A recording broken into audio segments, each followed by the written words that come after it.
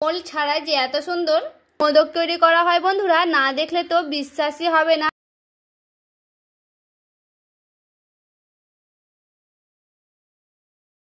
নমস্কার বন্ধুরা, Amrita and cooking চ্যানেলে সবাইকে স্বাগত জানিয়ে আবার একটি রেসিপি নিয়ে হাজির হয়েছি। তো যে সকল বন্ধুরা আমার চ্যানেলে নতুন হয়ে আছেন তারা প্লিজ চ্যানেলটিকে সাবস্ক্রাইব করে আমার পাশে থাকবেন, আর যারা ফেসবুক থেকে দেখছেন তারা পেজটাকে ফলো করে রাখবেন। তো বন্ধুরা, আজকে আমি তৈরি করে দেখাবো গণেশ চতুর্থীতে মোদক। তো মোদক রেসিপিটা কিভাবে তৈরি করব প্রথম থেকে শেষ পর্যন্ত দেখতে থাকুন, আশা করছি খুব ভালো লাগবে। তো চলুন রেসিপিটি দেখে নেওয়া যাক।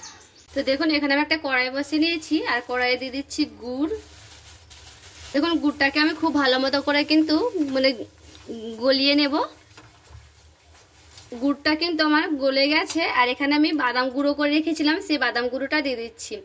আপনাদের হাতের কাছে যদি নারকেল গুঁড়ো থাকে সেটা কিন্তু দিয়ে দিতে পারেন। এখানে আমি চিনে বাদাম নিয়েছিলাম কাঁচা, তারপরে কিন্তু শুকনো কড়াইয়ে ভালো মতো করে উলিয়ে নিয়ে ভেজে নিয়েছি। তারপরে কিন্তু খোসাটাকে ছাড়িয়ে নিয়েছি, তারপরে মিক্সিতে গুঁড়ো করে নিয়েছি। আপনারাও কিন্তু এইভাবে করে নিতে পারবেন চিনে বাদামটাকে।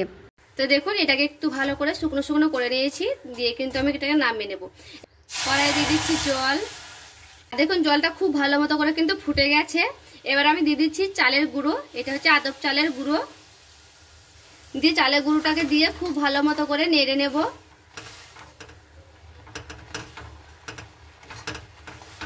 জলের মাপটা কিন্তু একটু বুঝে দিয়ে দিতে হবে, বেশি যেন ডালা পেকা না হয়ে যায় সেইভাবে কিন্তু দিয়ে দিতে হবে। দেখুন, আমার কিন্তু জলের মাপটা পারফেক্ট হয়ে গেছে, দেখে কিন্তু বুঝতেই পারছেন। আর এখানে কিন্তু গ্যাসের আঁচটা একেবারে কিন্তু কমিয়ে দিতে হবে। একটু চেপে চেপে ভালো মতো করে এইভাবে মাখিয়ে নিতে হবে। একটা ড্রোয়ের মতো করে নিয়েছি, একটা থালাতে আমি এইভাবে ঢেলে নিলাম। এবার দেখুন, গরম গরম অবস্থায় একটু ভালো মতো করে ড্রোটাকে রেডি করে নেব। একটু হালকা গরম থাকবে তখনই কিন্তু করে নিতে হবে, না হলে কিন্তু শক্ত হয়ে যাবে।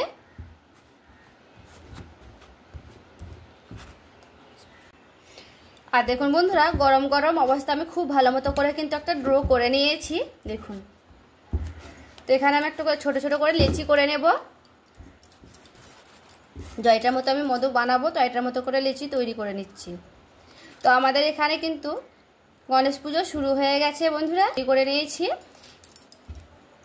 তো দেখুন, লেচিটাকে আমি খুব ভালো মতো করে গোল করে নিয়েছি, আর বাকি লেচিগুলোকে একটু ঢেকে দেবো, না হলে কিন্তু শক্ত হয়ে যাবে।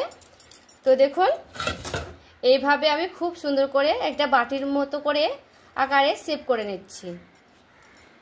এই যে দেখুন, এইভাবে কিন্তু একটা বাটির আকারে শেপ করে নিলাম। দিয়ে এইখান থেকে পুরগুলো আমি নিয়ে নেব, দিয়ে এইভাবে দিয়ে দেব। তো দেখুন, ভালো মতো করে মুখটাকে এইভাবে বন্ধ করে দেব, দিয়ে খুব সুন্দর করে আবারও আমি গোল করে শেপ করে নেব।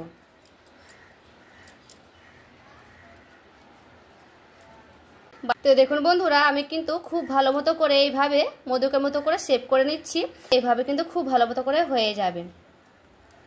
তো দেখুন, একটা শেপ করার জন্য এইভাবে একটু করে এইভাবে কেটে কেটে নেব, দাগগুলো দিয়ে দিব।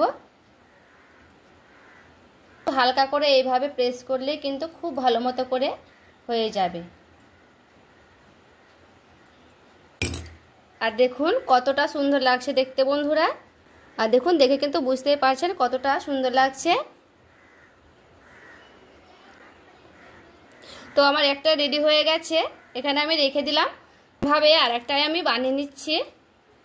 আবারও আমি বাটির মতো শেপ করে নেব। আবারও আমি এখানে পুর রেডি করে নিয়েছি, দিয়ে আবার আমি মুখটাকে খুব ভালো মতো করে বন্ধ করে দেব।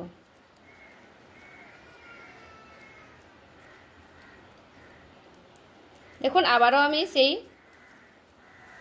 মোদকের মতো করে শেপ করে নেব।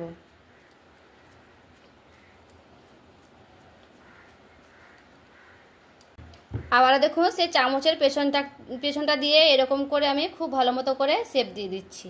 এই যে দেখুন, আবারও সেই মোদকের মতো করে শেপ করে নিয়েছি। তো এটাও আমার রেডি হয়ে গেছে।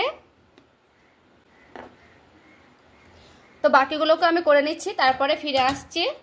আর দেখুন বন্ধুরা, মোদকগুলোকে আমি খুব ভালো মতো করে তৈরি করে নিয়েছি। আর দেখুন দেখতে কতটা সুন্দর লাগছে, ছাঁচ ছাড়াই যে এত সুন্দর মোদক তৈরি হয় বন্ধুরা, না দেখলে কিন্তু বিশ্বাসই হবে না। আর এখানে দেখুন একটা ফুটো ফুটো থালা নিয়ে নিয়েছি। এবার আমি মোদকগুলোকে এইভাবে সে থালার ওপরে আমি এইভাবে সাজিয়ে নেব। এটা আমি একটু বড় করেই করেছি। দেখুন বাকিগুলোকে কিন্তু আমি মানে মিডিয়াম করেই করে নিয়েছি। একটু ফাঁকা ফাঁকা করে আমি দিয়ে দিচ্ছি।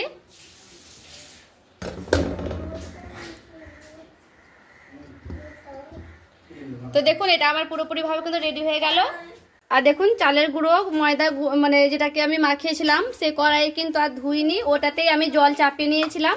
দিয়ে এবার আমি দিয়ে দিচ্ছি সেই মোদকের সেই ফুটো ফুটো থালাটায় দিয়ে সাজিয়ে নিয়েছি। দেখুন এইভাবে আমি দিয়ে দিচ্ছি সেই থালাটা। এবার আমি থালাটা এইভাবে ঢেকে দিচ্ছি যেন ভাপ যেন না বেরোয় তার জন্য। তো আমি কিছুক্ষণ পর ফিরে আসছি। আর গ্যাসের আঁচটাকে কিন্তু কমিয়ে দেব। এবার দেখুন বন্ধুরা আমি কিন্তু ভাপিয়ে নিয়েছি। আর এবারে দেখুন পুরোপুরিভাবে কিন্তু ঠান্ডা করে নিচ্ছি, তারপরে ফিরে আসছি। আর দেখুন মোদকগুলোকে আমি খুব ভালো মতো করে ভাপিয়ে নিয়েছি। এবার আমি একটা থালাতে এইভাবে সাজিয়ে রেখে দিচ্ছি। দেখুন দেখতে কতটা সুন্দর লাগছে দেখতে বন্ধুরা মোদকগুলো। দেখুন বন্ধুরা মোদকগুলো কতটা সুন্দর লাগছে দেখতে। আপনারাও কিন্তু বাড়িতে গণেশ চতুর্থীতে এইভাবে বানিয়ে নিতে পারবেন। গণেশ পুজো তো শুরু হয়ে গেছে, আজই কিন্তু এইভাবে বানিয়ে দেখতে পারেন। খেতে কিন্তু ভালো লাগলে অবশ্যই লাইক করে দিবেন। আর দেখুন কতটা সুন্দর লাগছে দেখতে, কাঁচ ছাড়াই বা মোল ছাড়াই যে এত সুন্দর মোদক তৈরি করা হয় বন্ধুরা, না দেখলে তো বিশ্বাসই হবে না। দেখুন কতটা পারফেক্টলি হয়েছে। আপনারা কিন্তু বলবেন কেমন হয়েছে, আর প্লিজ একটি কমেন্ট করে জানাবেন ভালো লাগলে। তো বন্ধুরা ভিডিওটি ভালো লেগে থাকলে প্লিজ একটি লাইক করে দিবেন, চ্যানেলটিকে সাবস্ক্রাইব করে আমার পাশে থাকবেন। তো চলুন দেখা হচ্ছে আরও একটি রেসিপির সঙ্গে।